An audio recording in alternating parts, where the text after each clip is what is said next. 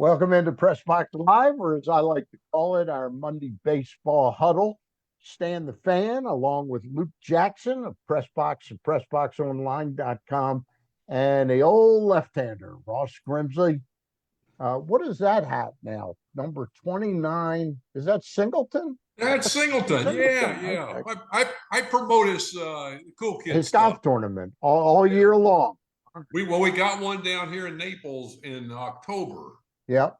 So that's the 18th and 19th. So we're looking, since I missed the one up in Baltimore, I was there, but I missed Right. because I wasn't really there.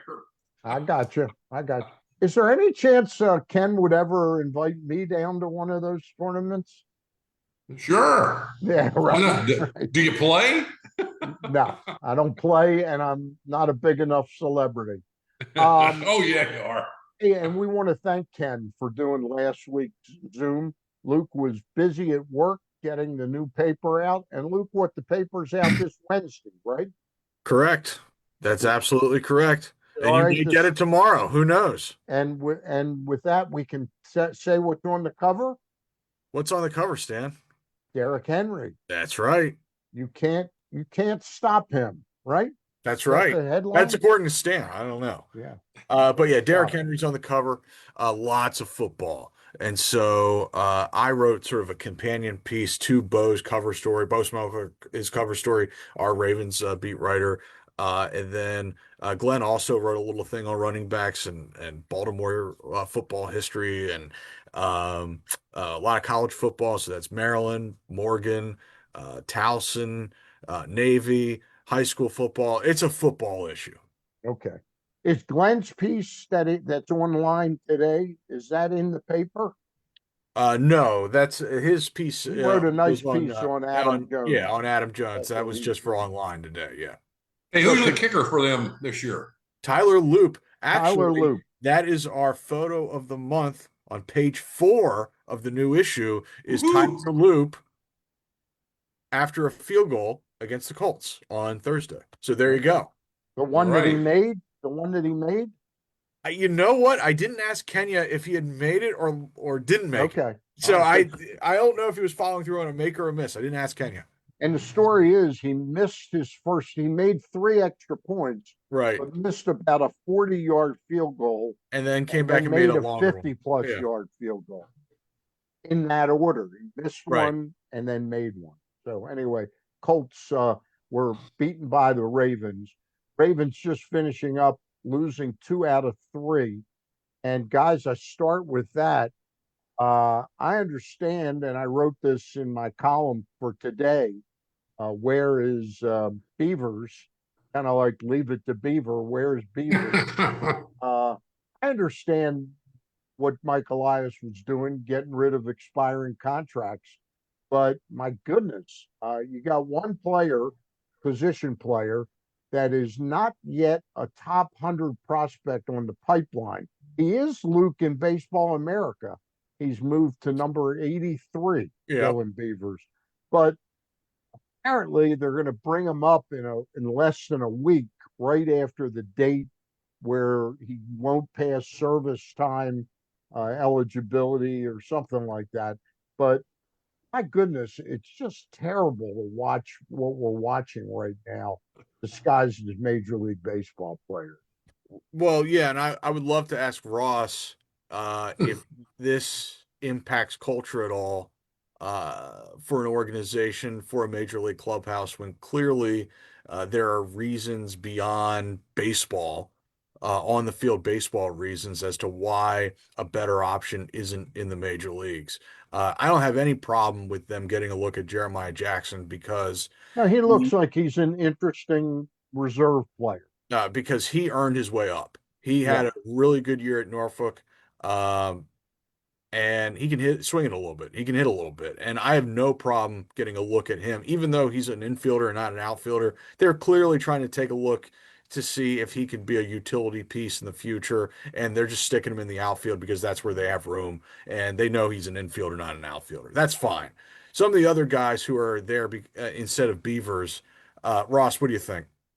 They might be showing guys to move and hopefully get some interest in these other teams because they're going to have to they're going to have to upgrade this pitching staff. I mean, that's something. There's some other holes. I mean, you got the nucleus with Westberg, Henderson, Holiday, and Rushman, and then hopefully some of the guys that come up that get a look see, if not in the next few weeks, but at least in September. But I mean, they have said some things. Elias making the comment about bringing Holiday up too soon. Well, I mean, that wasn't like I said earlier. A Rhodes Scholar knew that was probably not the right thing to do.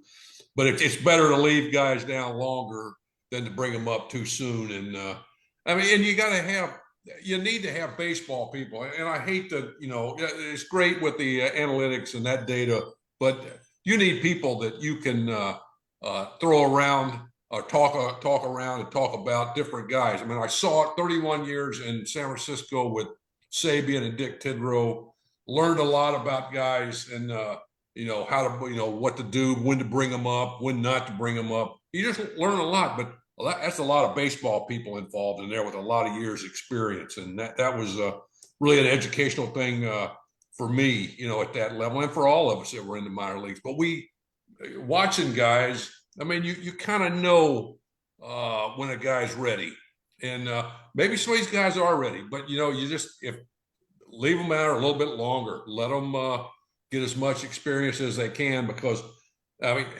now, and I think a coach, a major league coach made this.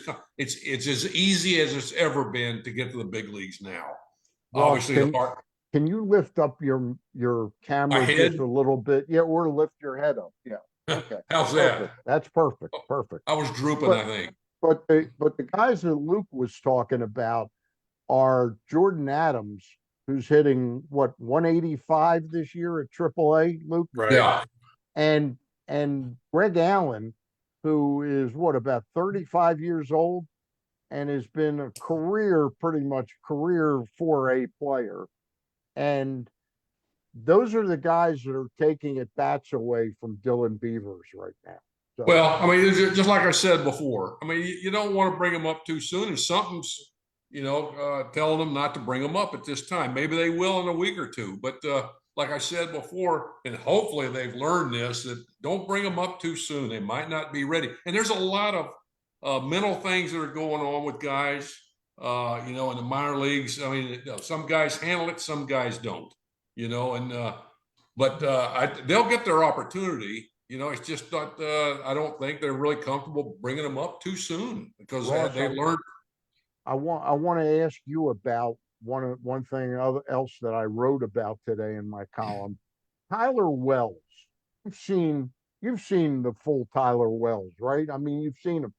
Mike Elias did make I think a very good Rule 5 pick in Tyler Wells, but he's shown no ability to. Remember the old thing in football: you can't make the club in the tub. Right.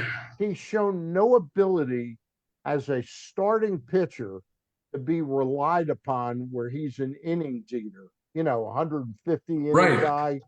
He's thrown 222 innings in 2 seasons. Then last year he threw 15 innings. And yet, as coming back, and there's all this talk about, well, they might want to stretch him out so he can start this year. And I'm going, why in the hell would you want to start Tyler Wells, especially now? I wouldn't want to start him at all. To me, No. he's a bullpen arm and a potentially significant late inning arm. Yeah, I mean, I agree. I think he's a bullpen guy. I mean, we saw him do some really good work in the past. 22 in yeah, I think that's. But they may, if he starts, he might get more innings. I mean, I look at that, and but yeah, it's. I mean, these guys that are hurt. I mean, Bradish, Rodriguez. I mean, you don't know if Rodriguez is going to be ready next year at any time. Yeah, you just don't know. And usually, I mean, when these injuries start happening, then there's a good chance it's going to happen again somewhere. Batista, just look at that. I mean, you got to really handle these guys really carefully and put them in different situations, not to extend them and what have you. But yeah, it'll be interesting to see what happens. But that's very possible. He'll get a few more innings starting, and then I mean, you just got to make sure they're okay and they can get through what's left of this season. Want to remind everybody that we are brought to you by the Costas Inn. We'll have more words on both locations in just a couple of minutes. Luke, I'm always curious as to your take on things that I write. I know you help edit them and make them more readable for the public, but my point about Wells, is Mhm. that something you agree with, or you think he, let's try and stretch him out and see if he can help as a starting option I wouldn't mind bringing him to camp next year as a depth starter, like a sixth, seventh, eighth starter. I wouldn't mind that at all, with the idea that if everything goes smoothly, he starts the year in the in the bullpen. pen? Right. And with the idea that hopefully your top five guys are healthy and get through camp and all that good stuff. I'm curious what you would think about Povich in that regard too. Hopefully he comes to camp next year as a depth option as well. Are you ready to, would you be ready at that point to say, if he doesn't make the roster as a starter, okay, you're a major league arm, we want you using those bullets in the I, bullpen? I, Or would you want to keep pursuing him as a starter? I, I like him as a starter, Uh-huh. but if they, depending upon what they do in the offseason Right, and depending upon what we see in the next 9 starts right, this year, I think Povich is a starting option. But if he didn't make the team, I have a hard time thinking they're going to have a lot better arms than him for the bullpen. right. But then you talk about Wells and him in the bullpen. I don't know where there's room for that. Right, because I mean, Stan, you and I have talked about this ad nauseum at this point. One of the areas that they've really fallen short over the past couple of years, and really in pitcher development, is there are no failed starters who have turned out to help in relief outside Keegan Aiken. He's really the only one No, you're who, right. and in the minor leagues, in my opinion, they have been way too stubborn with certain guys who are not going to start in the major leagues. No way they start in the major leagues. They've been way too stubborn with them in the rotation, starting rotation in the minor leagues. Chase McDermott's a perfect example of a guy. He was never going to start in the major leagues. Never going to happen. Okay, You could turn him into a 2 inning pitcher who could be very dominant. they just Yeah, recently sent him to the bullpen in Norfolk. That could have happened 2 years ago. yeah. And that's what I mean, that there just aren't that many relievers like that who have helped them. I have to be And honest, I'm very disappointed with the development in the minor league and level. you made the point, Stan, that they were bailed out on the bullpen front because they hit on Cano for a time. They Yeah, hit on Kalum. yeah. Who else? Jorge Lopez. Jorge Lopez, Cole Uh, Sulzer. right. They And inherited Tanner Scott, who had a great arm. right. And so they hit on a few of CNL Perez, right. CNL They hit on Perez, a few of those.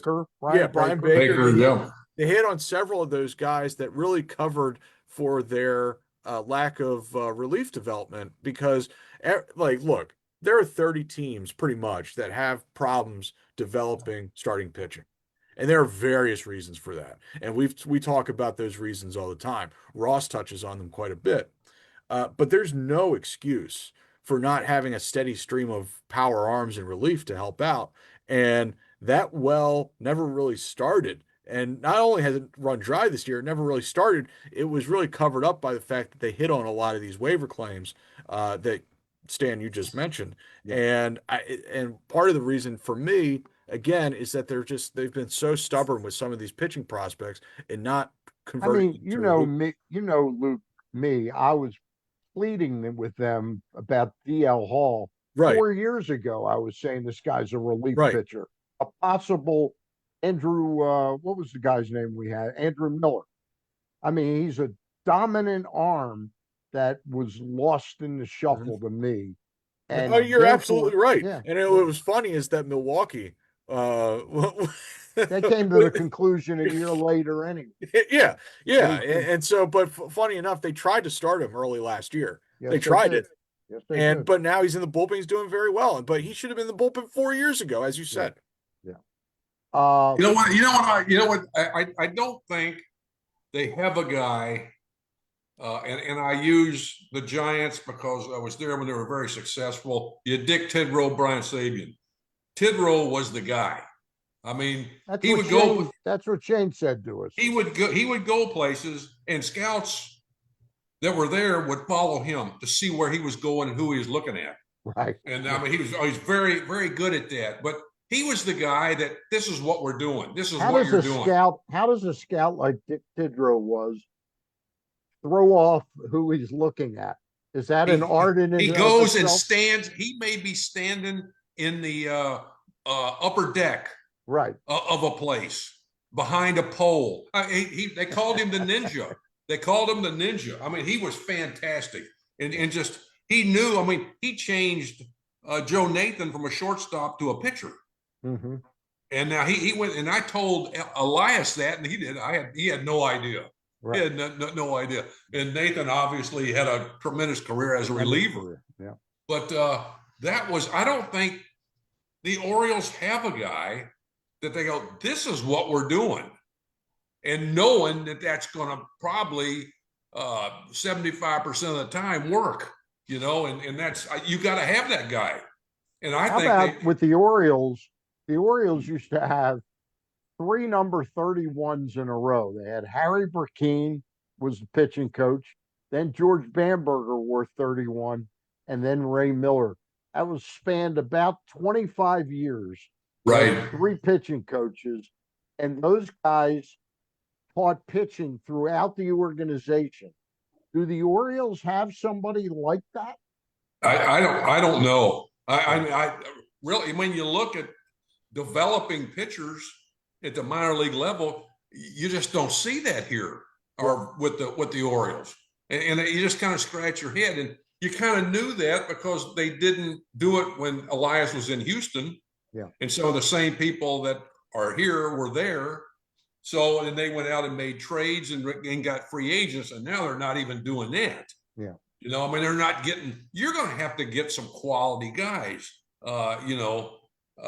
number 1, number 2 starters, because you got plenty of 3, 4, 5, 6s, but that's something that, and the other thing, what you talk about Povich is he's not a power arm, but if he don't get command of a fastball and he keeps throwing that ball belt high, now he got away with it with Oakland, but you face some of these other teams, they're going to wear that ball out. They'll be knocking, they'll be tallywhacking some balls.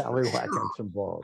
All right. Well, one thing we can always agree on is who our 6 thumbs up are for, and they are for the Costas Inn, located at 4100 North Point Boulevard. Been there for 53, 54 years. Fantastic place, and you got to remember that phone number if you want steamed crabs, 410-477-1975. But now there's a new location for the Costas Inn. They're on the 2nd floor of the grandstand of Timonium Racetrack, right next to the OTB.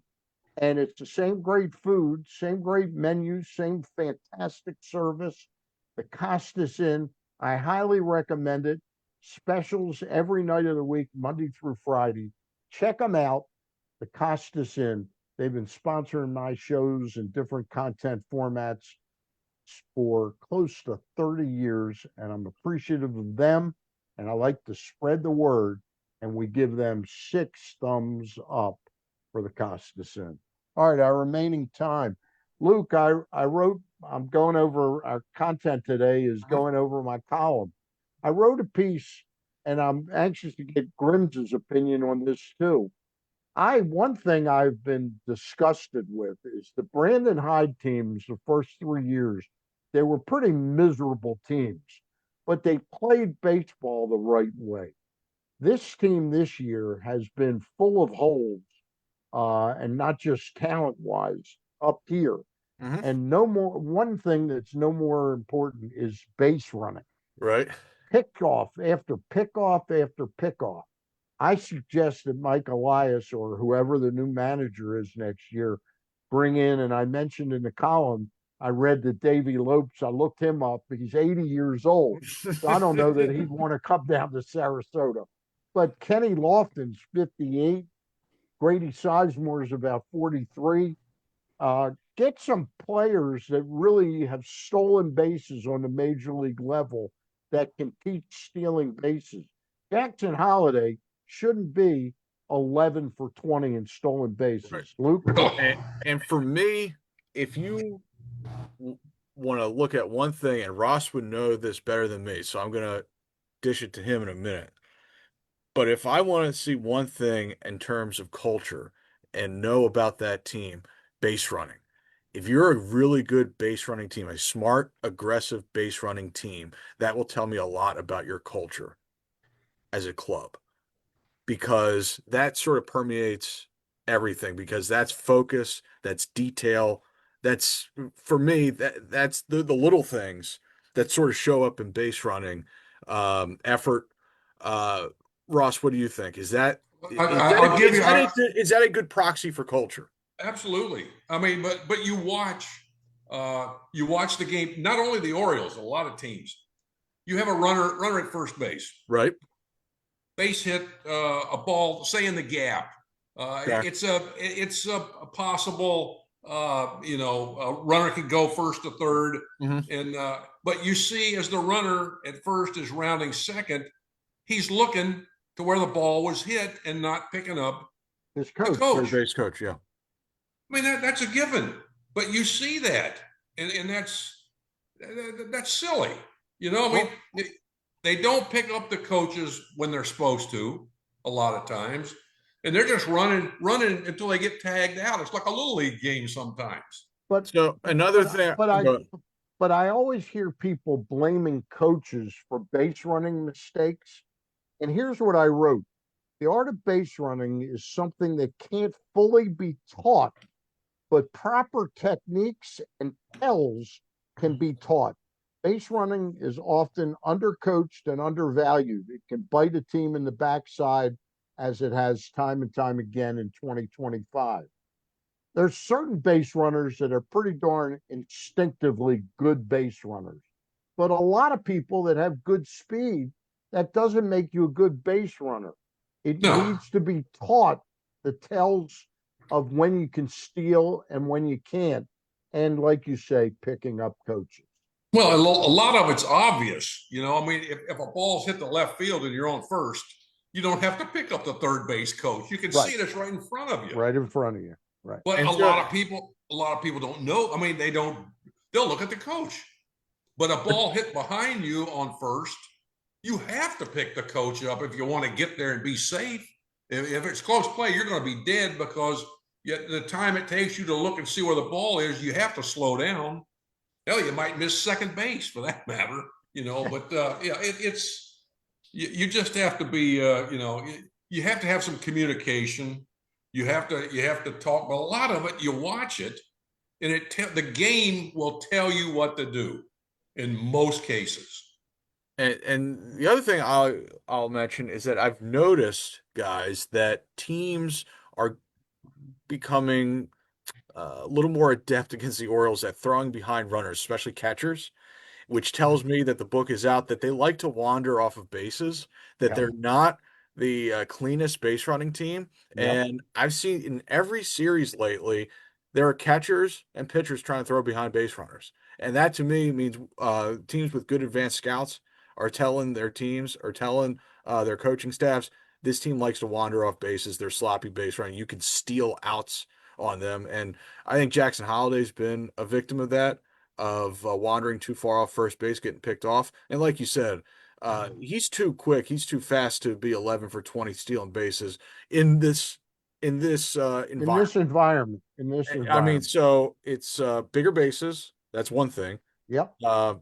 Less disengagements. You can throw over. Yeah, fewer throwovers, and then the pitch clock, which means you can time when you go. So there's a lot of things that doesn't add up, and a lot of it, and I know the Orioles, the minor league system in the past few years has really been, something that people talk about. and they talk about how all that with the things they do, and it's really really impressive. And you don't see that anymore for some particular reason, and I'm not sure what that is. But a lot of it, I mean, you need to hire somebody that's a good base stealer, for God's sakes. Yeah, yeah. But I'll bring in 80-year-old Davy Lopes they if he only wants to have a come few in. guys that steal bases. Yeah. Henderson, Holiday, and Mateo when he's healthy. Other than that, there's no one that runs. So you're lacking speed on the bases. Yeah. Well, you know what I'm looking up, Stan? Yeah. If Ross Grimsley ever stole a base. No. Never. I did pinch one run one time. Boog Powell stole a couple bases. Oh, here's one. All right, Stan. How many RBIs did Ross Grimsley have during his major league career? How many at bats did he have? He had 400 plate appearances. Wow. 5 RBIs. 15. 15 ribbies. There you go. Right. In 79, he had a monster year. Okay. Not only did he bat 200, he drove in 8. Wow. I did? Holy cow. 8 Did he RBIs ever hit in 79. Did he hit any home That's runs? an all-star year. Never a home run in his career. No home runs in his career. Here's another one. How many doubles? So 400 No home career plate runs. appearances. How many doubles? 12 doubles. 4. 4. Our man had 1 extra base hit for every 100 plate appearances. Wow. There you go. Hey, I did hit a fly ball to the track off of Tom Seaver. Oh. And I did get a hit up the middle off of Bob Gibson. Oh, there you go. I'm sure Gibson was pissed off. I'm sure I was toward the end of his career. he probably hit the next batter. Anyway, I like Ross qualifying. It was not prime Bob Gibson. It was latter. No. It was latter era Bob Gibson. It was not prime. Aging Bob Gibson. Was And Seaver I did aging foul. too? I did foul a ball off of Nolan Ryan. Was Seaver aging too? No, this was back in the. I think it's back in the 70s. Early 70s. Yeah, right around it, I believe. Yeah. Yeah. All right. Guys, this has been a weird year for the Baltimore Orioles. But one thing is we know that Jackson Holiday made strides this year, prove that he is going to be a good major league player. I don't know if he'll ever be worthy of a 1-1, but at the end of this year, he may very well end up, Luke, am I right, with a on-base percentage under 300? Yeah. Is that possible?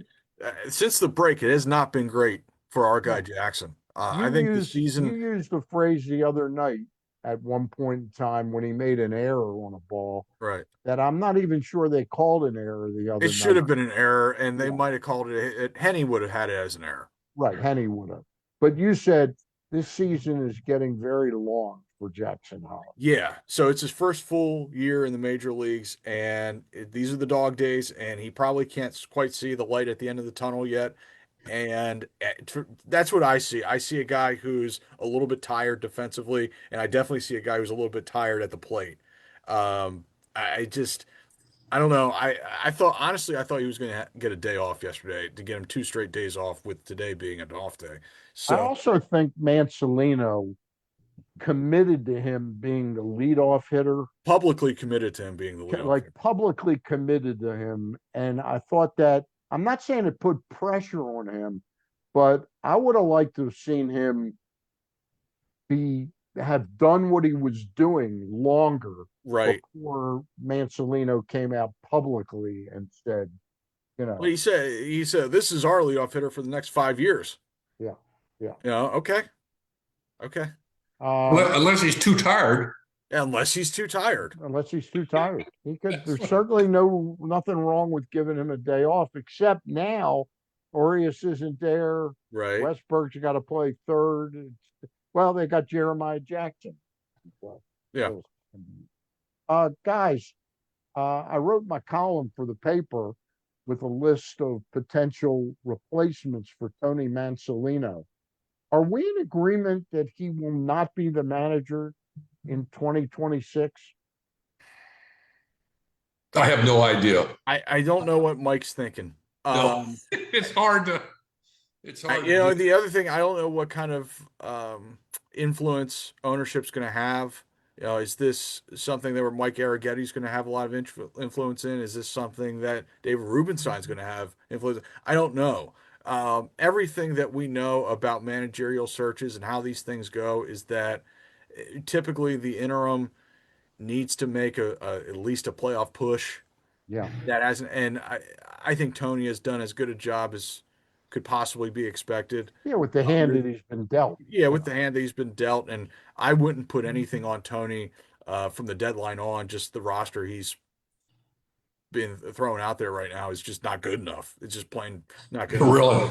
Um, But this is a team, and I hate to make it sound like I'm making my decision solely on marketing and PR, right. but this is a team that is not captured the imagination of the public. No. And I think that Tony is underwhelming in that department. I Uh, think, as you think, I think they could really use a veteran manager with some cachet, with yeah, some gravitas yeah. to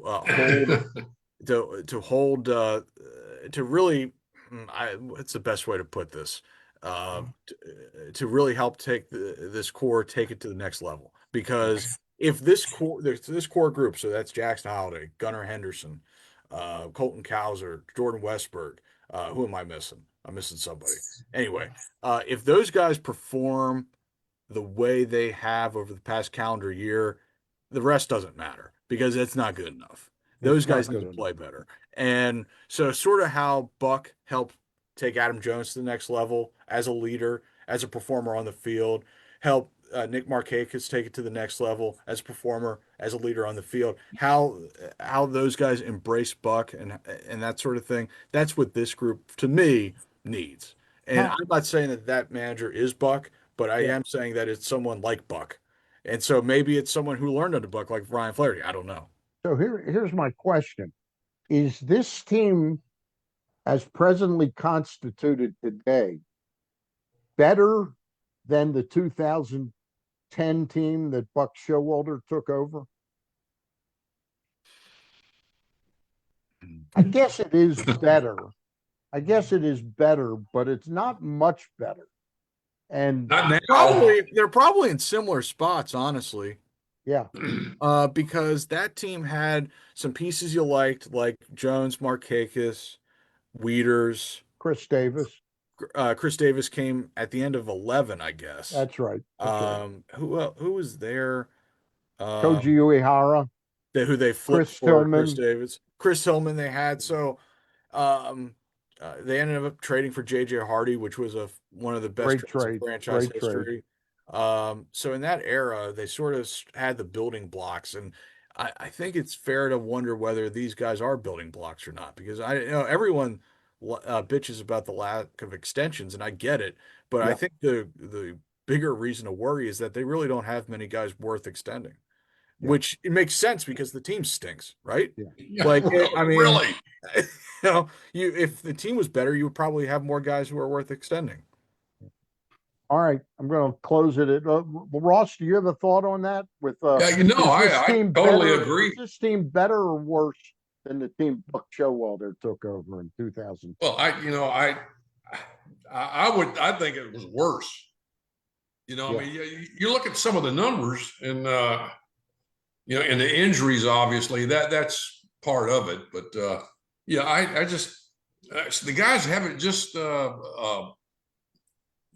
up to what you expected of them, and that's went down a little bit each year. It seems like. I mean, yeah, I don't see. I see them as worse. I will say this. Now that I recall, so Buck was hired in the middle of 2010. Like the team was miserable that year. Like they were way, way, way under 500 at the time he was That was hired. when I our was thinking, cover story. That was when our cover story was the pits with caricature of Andy McPhail and Peter Angelos looking into the pits oh, you were in your because they. bag back then, huh?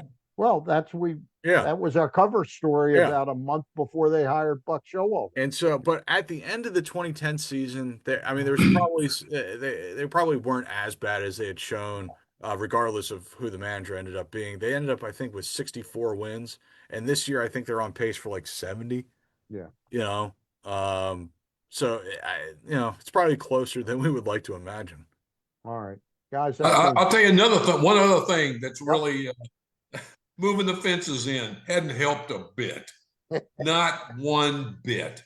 They were much better with it back, and that to me is just Well, the ridiculous. guy that was supposed to take advantage of those fences was Tyler O'Neill, and I think he's played about 15 home games. Him, Mount Castle, and all the other guys, and no one has.